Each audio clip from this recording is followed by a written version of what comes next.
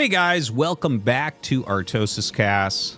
We're going to be looking at a Protoss versus Zerg, two of the best to ever do it, going head-to-head. Down here in the bottom right, we have Stork. Stork has been in great shape for like the last 6-ish months. I loved him in the last ASL season. I think he was playing fantastically for most of it. Did kind of fall off there at the end and didn't have the greatest series where he got eliminated, but such is life, it happens. And he'll be going up against, of course, as you can see up here, it's Queen, one of the strongest modern players for sure, with 2 ASLs under his belt. I do have to say, you know, it's been like a funny thing, you know, being a StarCraft fan, evolving with the game over time, growing, you know, going from a teenager to an adult to middle age with a family and stuff. And the reason I bring this up is my opinion on a lot of players over the years has changed pretty dramatically. I have to say, for instance, back in like 2007, 2008, 2009, that era, I was the biggest Stork hater and the biggest Shine hater. I hated the way they played. I thought they were, as far as pros went, completely skillless, abusing newbie type. You know, I was not a fan of their styles. Fast forward to today. Now, what is it? It's like 18 years later, or no, I guess 17 years after that or so. And 2 of my favorite players. I love watching Stork nowadays. I love his kind of like approach. I think he's playing really, really well. And same goes for Shine. I love his strategic approach, how he plays. You know, it's just, it's awesome to see. And you know what? Actually, both of them have kids, so it's a little bit of a plus. I love seeing the older players that have kids still be able to compete with the guys that are like single playing in their house all day. It just, I don't know, it warms my heart. Gives me hope. Anyways, thought you guys might like that little history of who I like and don't like in StarCraft. Okay, so right now Queen has opened up with a pool first. Stork has that forward gate. He'll have to bring a probe up to help on the ramp, but he will have the 2 zealots, so he's going to be fine. The reason why this is standing there is he wants Queen to think that the zealot might be out of the map. The thing is, Queen's sending enough lings. He knows that Stork wouldn't do that because then these lings suddenly become dangerous. If you only have 1 zealot, these lings can do a lot. 2 zealots, not really. As long as you block that ramp, you're fine, which is, again, why that probe comes down. You can see Stork did send a secondary probe. He does want to get that Nexus up. He'll try to. Oh, takes a little bit of extra damage there. But he's going to be fine. You know, this is the little bit of back and forth that we see with Gateway Expand against a pool first. Pretty often. Second pylon goes down. Has the double probe blocking the ramp just to be super, super safe. This is kind of a wide ramp, to be honest. Different... Actually, that's kind of a funny thing. People talk about, like, which tile sets, right? Like, a lot of people are like, oh, why don't we have more snow tile set maps? Well, there's a few problems with those, one of which is the ramps. The ramps are not the same on every tile set. Like, we see a lot of space maps. Space maps in general have pretty wide ramps compared to, like, a jungle map or Badlands map. Snow tile sets and... desert tile sets have very, very wide ramps. Also, snow tile sets are a little bit tricky because you can't use a lot of the actual snow because when it's like actually annoying for the eyes when buildings are warping in. When specifically, like, you put a pylon down and its halo, its brightness is super high. It's actually really gross to look at. So those are some of the reasons why we don't see some of these tile sets quite as much. But you can see, right, like there's an egg here for a reason. Okay, so the lings actually end up getting in because Stork is trying to pressure. He sends 3 zealots up here, and it seems like he's dealing with this pretty well. And these 3 zealots are crushing face right now. He is actually killing a lot of lings and forcing a lot of lings. Now, a few of the lings are getting in. He is losing a couple probes here and there. But he's forced, like, a lot of lings out as well. It seems to me at the end of this that actually Queen is going to be fine. Woo! Oh, he was so close to getting the final hit on that. The Zealot pulled its arms back for the hit. Didn't quite get it, though. Still no Photon Cannon here yet for Stork. The worker count is tied up, but Stork has been continually making Zealots, so he's going to send them back out, and you're going to have to see a lot of Lings being made, whereas on Stork's side, he's going to continually make those probes.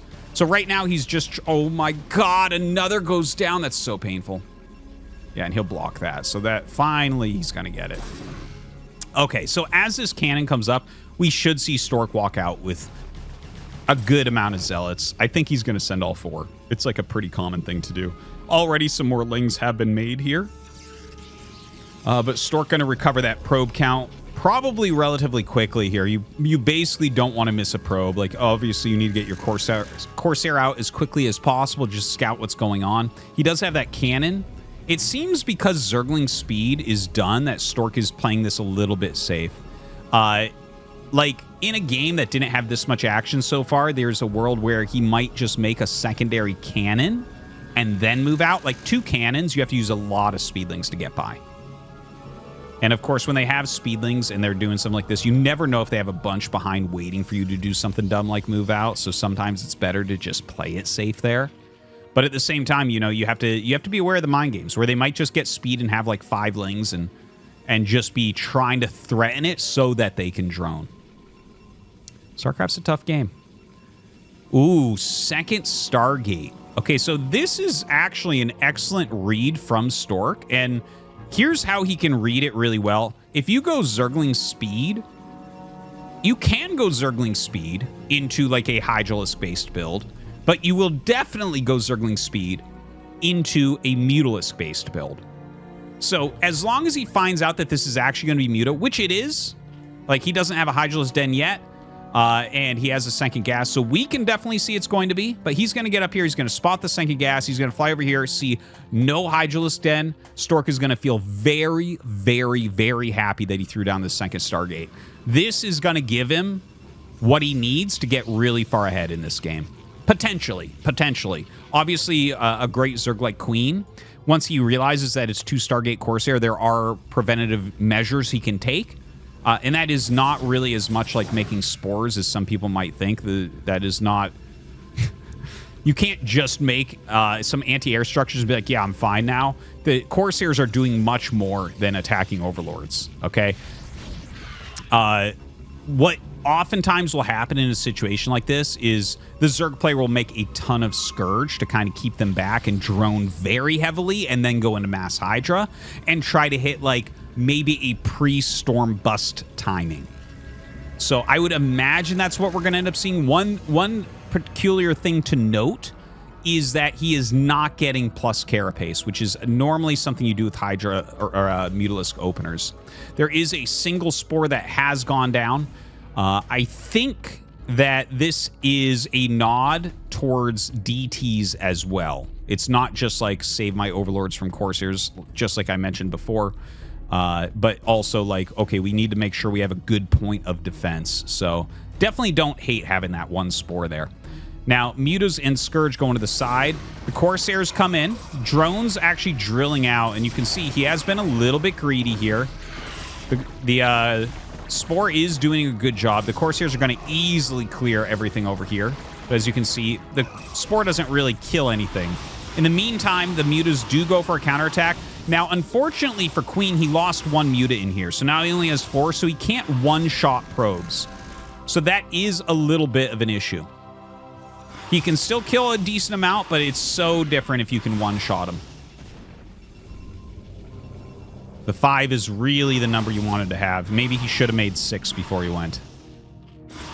Now, Stork is sitting over here with like a million Corsairs, and you can see, you see that mass cancel? He was making Overlords, and Stork, I almost called him Snow. Stork was smart enough to leave some Corsairs there. He figured that those were Overlords, and so they all had to get canceled. So that screws him up even more. In the meantime, still a good amount of probes have been picked off by these Mutas. The Scourge have done their duty, and now it's a complete switch for both of these guys. There's not going to be any more Corsairs made. There's not going to be any more Mutas made. That most likely for the rest of the game, that's just not going to be the case. It's going to be just pure ground on both sides. Now, I love that Stork actually sends 4 home just defensively. He doesn't want to make any more cannons, and he shows the Corsairs elsewhere, and the Mutas are going to fly back. So the 4 Corsairs are going to absolutely murder those Mutalisks. These Corsairs going to fly up and continue to keep some pressure on. A lot of Hydras and Overlords here, even that Spore as well. And yeah, those got caught hardcore. A lot more gates coming up. +1 armor on the way, Zealot legs on the way. There's no Templar archives. This is the main problem, I would say, with double Stargate Corsair openers. Like, you can definitely get yourself into a good position, and this has been kind of an interesting position. I think Queen fought back actually very, very well this game, so it wasn't as good for Stork as I think normally it would be to be catching someone that's trying to go mutas. It's still done a lot for Stork as well, but just the fact that he doesn't have a Templar Archives yet, like there it is. So this has to finish, then you have to make High Templars and get 75 energy with them, and obviously finish the Storm upgrade. So that's like, there is a window here.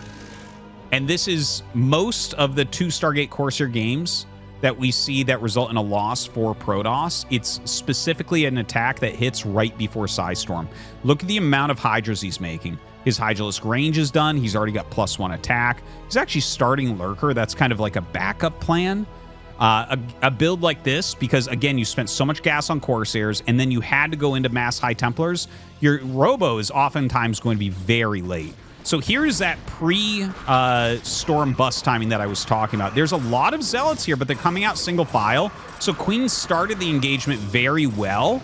As the Zealots come out and get surface area, you can see they're fighting back much, much better than when coming through that wall. More Hydras on the way. Notice that there's very few cannons.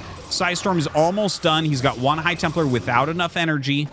The Hydras having to move back. More coming down. And he is really going for it. He knows exactly what he needs to try to do here to win this game. So the 4 High Templars sitting very far back. Oh, I love the 1 DT out here as well, by the way. Really making use of his remaining Corsairs right now. Kills off all the Overlords that are nearby. That 1 DT is going to be a problem because it 2-shots the Hydras. So you don't want to leave those around. By the way, we have drops on the way here for Queen. Definitely been liking his drops lately. Robo is coming up. And the Zealots are fighting. I feel like the only reason this kind of works is that there's a DT in here too. The DT is adding a huge amount of damage. You can see it's actually got 6 Hydra kills already. That's pretty damn good. Now, here come the Hydras, but the Storms are ready now. So Stork has actually done a pretty phenomenal job, and GG is called. So there you see that Queen tried very hard to hit that pre-storm bust. He saw the High Templars come forward, and he knows that the game is basically done. Stork has survived. He's done what he needed to do with the 2 Stargate Corsair. Really well played from Stork. I actually thought it was well played from Queen as well, but Stork was like 1 level ahead the entire time. So guys, I hope you enjoyed that. Thanks for watching. See you next time.